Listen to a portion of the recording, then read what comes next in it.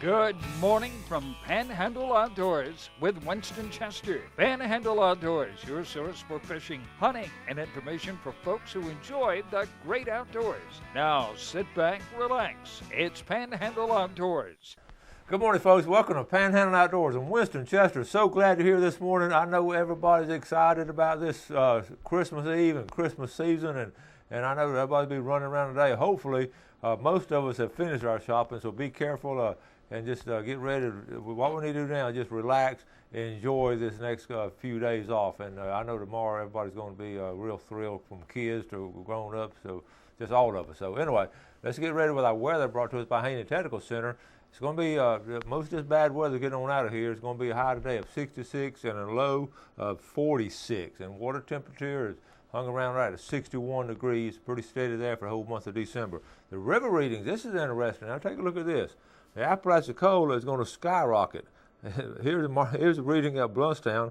I mean, this is going to be shooting up there. It's at a 3.9 this morning. Folks, this is going to go from 3.9 to over 9 foot in less than 24 hours. It's going to be a 6-foot move. But then it's going to drop right back out Thursday night, Christmas. So it's going to be a high Christmas Day, and start dropping on Christmas afternoon. Okay, and look at the Choctawhatchee. You can see all this rain. Like I said, we've had Ken Paramore saying we had like 5 straight days of rain. So this is in Choctawhatchee at Caryville is a direct result of it. It's reading a 6.4 this morning, and it's on the rise, and it's going to be up there close to flood stage by Saturday. It's going to be up around 11 foot on Saturday. So that's some up-to-date news on our river readings. Take a look at our tide chart brought to us by Kent Forest Lawn Funeral Home and Cemetery. Right there on your screen, December the 24th. Really strong tides. Have a low tide at 7:08 this morning and a high tide at 9:05. Good incoming tide if you got time to go fishing today. And so the marine forecast, it's going to be, like I said, most of the bad weather getting out of here and swinging on around. So just be careful getting out there if it gets real windy on you this afternoon. All right, let's take a break and we'll be right back. Okay, welcome back this morning, and a special good morning, Ken Paramore. Good morning. Captain Ken Paramore, FWC, and we sitting here, of course, the big question everybody's asking everybody now, are you ready for Christmas? I'm as ready as I'm going to be. Okay. Done a little bit of shopping, and we had some family over last night to do a little bit of some early stuff, and of course tonight everybody knows is a night that everybody should be ready by now, and if you haven't.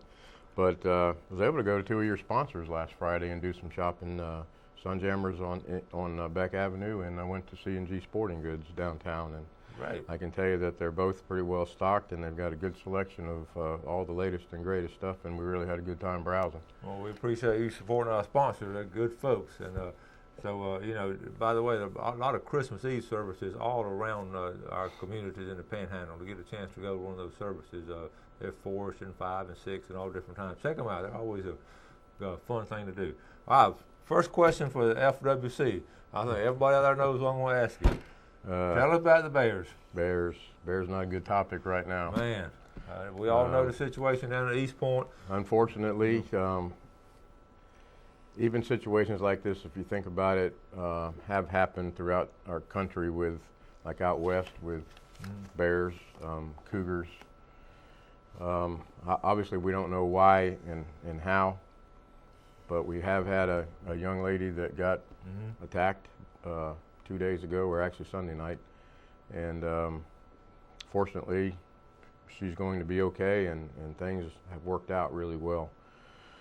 However, I guess the term bear aware could not be more reinforced any more than we need to reinforce it now. A lot of these communities that have bears that have become habituated to their surroundings, to the residential type settings where there's, you know, food available, whether it be you know, dumpsters, garbage cans, they get in charcoal grills, bird feeders, and once they become that habituated, it seems like you just can't get them to go anywhere else. So we do have them. Obviously, we have to live with them. Obviously, we have to look at some programs to kind of alleviate things like this from happening. We're going to attempt, and still are attempting, I think, to trap this bear and it's one of those things that you never know, but it is possible, and it's possible anywhere that you have wild animals, and particularly ones who become, used to being around humans and urban, urban areas. We've had it for years with alligators, as you know, and our alligator population got large, and we had, human encounters with alligators, and now we have removal programs and public hunts for them and those sort of things. So, let's pray that none of this happens again to anybody, but we also have to be aware that it is a possibility anytime you're out in places where there are bears, and we've had nuisance bears in areas. It's kind of sad to think that you can't go walk your dog without being attacked by a bear, but if we live in places where those are, anything is possible. And and all kind of conjecture too as to how it happened, and but it did happen. And then the bottom line is obviously a bear and an animal is going to go toward food. So there's going to be some kind of food somewhere around that they're going. That's why they get, like you say, habituated to that situation. And we can only, like you said, surmise as to why the bear picked, a human being that was walking a dog. But obviously we probably never know, the why of it. But we do have to be aware that we have them in places, especially wooded areas where we've had complaints on them and people see them, and we know they're used to coming around. They've sort of lost their fear of humans. If they won't run away when they see you, and you make noise or you do things to run them off and they stay there, well, that's they've become used to being around, and they can still be dangerous, as we all know. Yeah. Well, yes, and we're going to talk more about this, as the year progresses in 2015. But we just still want to, just want to warn you just to be careful out there, especially at nighttime and all. It's just really spooky at night. You never know. Yeah. Okay. You got a whole list of things. I do. Here, so if we got a few more minutes, we got to talk about the use of suppressors. Oh yeah. As most people know, the commission passed a rule that allowed the use of suppressors on rifles and for hunting. For years, my entire career, you couldn't use suppressors for hunting, and that's over 30. You can use them now, but where some of the public got misinformed, they thought it was the green light to go get a suppressor and put it on a rifle and go hunting. Our law and what our commissioners passed doesn't supersede federal law, and in order to possess a suppressor, you have to have a federal permit. Oh, okay. And it's the same type permit as if you have an automatic weapon. You have to be registered with ATF. The permit process, I understand, takes around 10 months, if not longer. It's between $200 and $300, and it's registered. The suppressor has a serial number, and it's registered just like a firearm with ATF, and that's a federal law. That law's always been in place. So what our commissioners didn't intend were for people to go out and acquire illegal suppressors that weren't permitted and put them on their guns to go hunting. This rule was intended for those who lawfully possess suppressors prior to us passing this rule, where you could go put them on your gun and go hunting with it if you chose to. But we still can't say you can put illegal suppressors on your rifles to go and hunt. So that's where the confusion was. We had a lot of confusion about it. You still cannot possess or hunt with a suppressor if it's not a legally possessed and permitted suppressor. Okay. And we've had a lot of confusion with that, and there's a lot of illegal suppressors out there. I understand you can make them. You can get kits off the internet and buy them. And if you haven't registered with ATF, we talked to an ATF agent about it the other day, and he said it's a 10-year felony. Oh my goodness! On federal law. So I don't know if you would actually get 10 years if you had one, but that is the maximum penalty for possessing an illegal suppressor. Wow. So we didn't get a word out on that, so right, because a lot of people just thought it was something to just jump on. Right. And there's a number of states. I thought it was like 18, maybe it was 13 states that already allow the use of suppressors.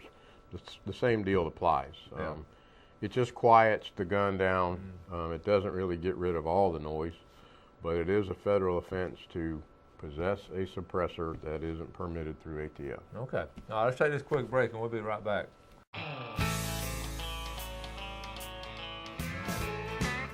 Hi, welcome back. Serial Captain Ken Paramore of Florida Fish and Wildlife. It used to be for Florida Wildlife Commission now, but it's still called Fish and Wildlife, FWC. Florida Fish and Wildlife Conservation Commission. Yeah. It's a mouthful.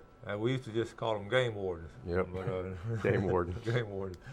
All game wardens. But, And they still are. yeah. Whenever it comes time to be a game warden. And we're talking about last minute gifts and all during the break and all because we don't have much time left. But you brought up a good point there on the license, the lifetime license. Yes, I wanted to remind everybody that lifetime hunting and fishing license, well, it's a lifetime sportsman actually. It covers everything that we have in the state of Florida. Is half of what it normally costs. It's available to be purchased for kids between 5 years old and 21 years old.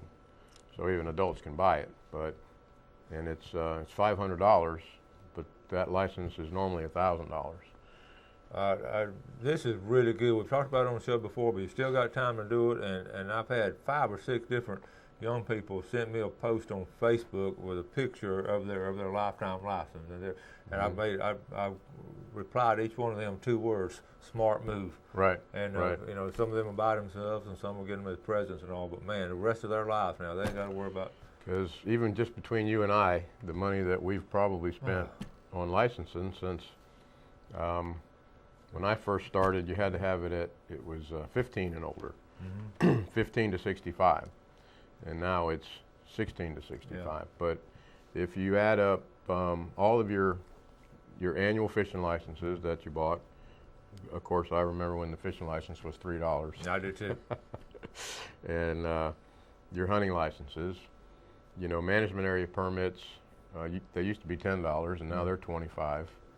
And now we have, you know, deer and turkey stamps and muzzleloader archery, crossbow, Oh yeah. Florida duck. So if you add up all those that we have purchased since we were, you know, probably 16, It's a lot. And I always last minute, especially if you had some visitors coming, some buddies coming in to hunt with you and all from another place, and you're getting ready to go that next morning of opening season and say, Johnny, you got your license? No, man, I ain't got it. And then the only place you get up that time would be hoping the bait and tackle store in town would be open. Or you just went. Oh, yeah. And took your chances. Yeah, it was. And now you can pick up a phone. Yeah. You can. We've done that now, yeah. And you can add the date that, you know, date of issuance, and you can tell them it starts today, or you can tell them it starts next week. Yeah, you keep in mind, everybody don't have the same mentality as far as we do, as far as having a license ahead of time. So even nowadays, even people come scalloping with us, that we'll have to get on the phone and get their license with them.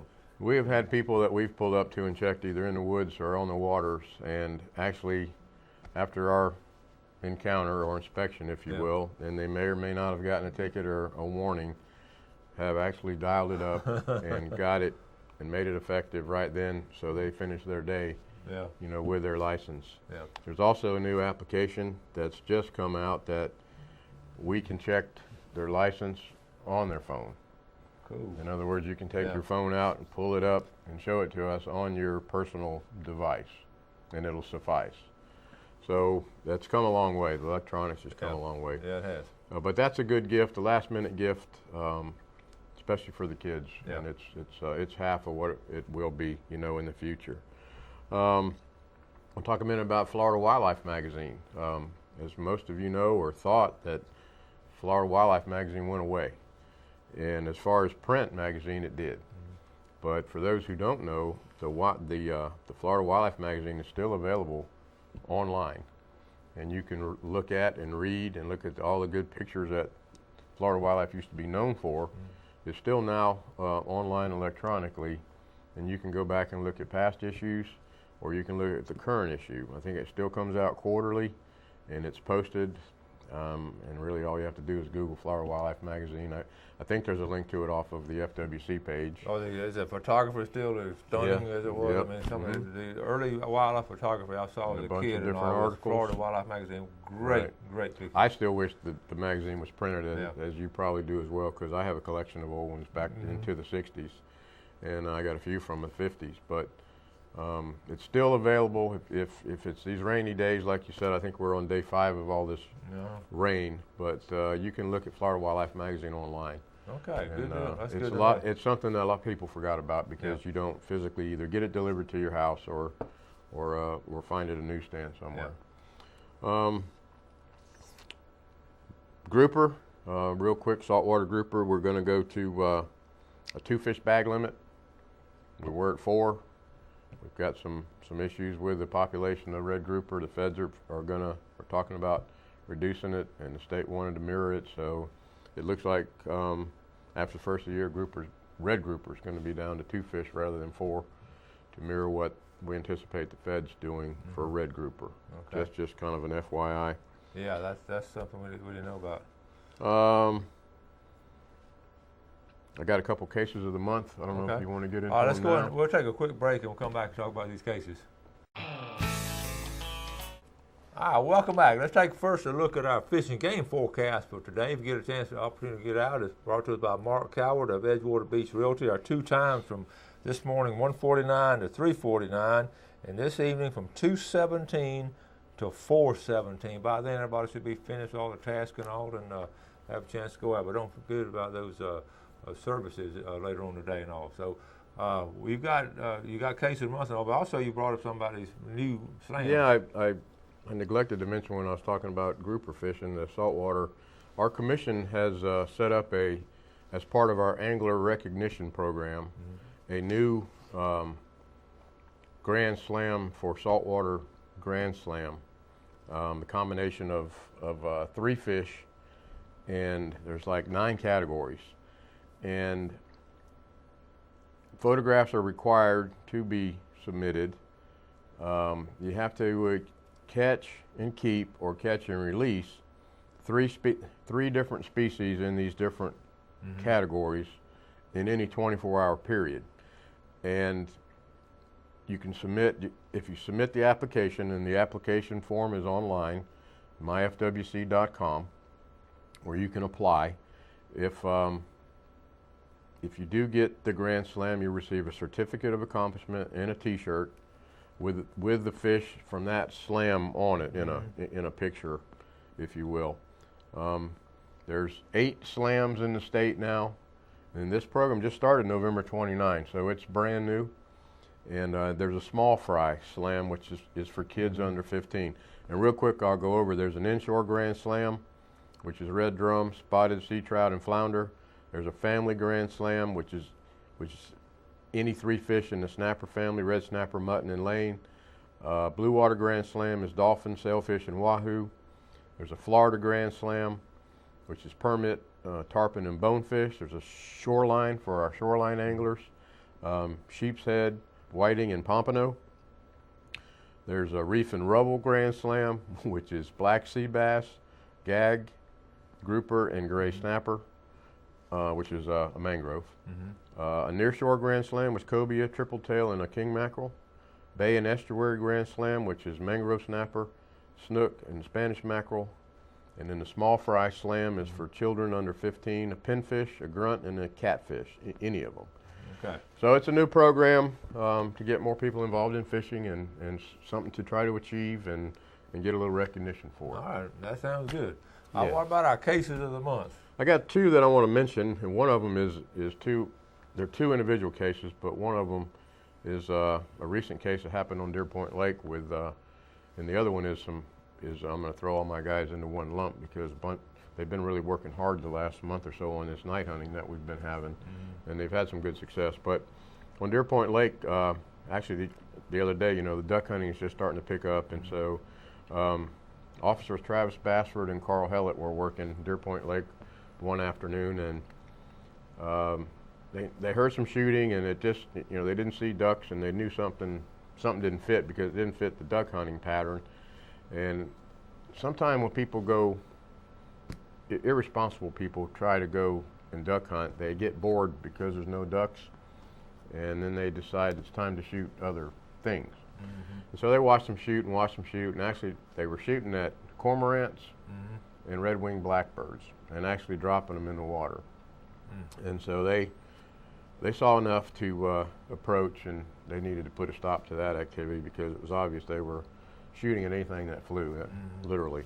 And they went over there. There was red-winged blackbirds and cormorant, you know, dead in the water around the boat, and they didn't have their proper licensing. They didn't have their stamps. You don't even want to call them duck hunters. Yeah. They weren't duck hunters. They just went and took advantage of an opportunity. Now, luckily for the state of Florida and the resources, they get to go see the judge. So that was a good case by Hellett and Bassford. The second one is throughout my area, which is 6 counties. All of my and most of my guys have been working this night hunting that we've been seeming to have, which started, you know, mid to late October, and even now with the season open. And we've done about 5 different individual cases in homes in Washington, Jackson, Bay County, you know, Kathy Jackson, Hampton Yates, Dennis Palmer, Hank Forehand, all these different officers. I'm probably leaving out a few that have been spreading out, doing details collectively, and have made cases in all these different counties involving the night hunting of deer and people riding the roads and just taking advantage of situations. And so good for them. Kudos to those guys. Yeah, and girls. We appreciate that hard work and all. If you call the FWC hotline if you see something going on. 24/7 we have somebody on the phone, and they'll call whoever's out, or they'll call somebody out. So just let us know. Well, Ken, we certainly always appreciate you coming on and all, and wishing you a Merry Christmas and same to you and to our viewers. Merry Christmas. Again, we want to thank you for watching. We'll wrap things up. Enjoy the day, and especially tomorrow. Take time with your family and all. Remember the reason for the season, and we've got all kind of coming next 5 or 6 days. Got some outstanding videos from this past year, so enjoy that. And also, I know a lot of y'all enjoyed yesterday's video, that hunt up in Alabama we had this past weekend, and kudos to Michael Harris and all those folks who worked so hard to put that together for the kids. So all kind of good things happening. We appreciate the viewership, and we've got some all kind of exciting things coming up soon. So stay tuned, and we'll be on every day. So have a great day. Do something good for someone else, and have a wonderful outdoor experience, and God bless. Thanks for joining us for Panhandle Outdoors with Winston Chester. Panhandle Outdoors features hunting, fishing, and other activities and information to help you enjoy the great outdoors. Join us next time for Panhandle Outdoors.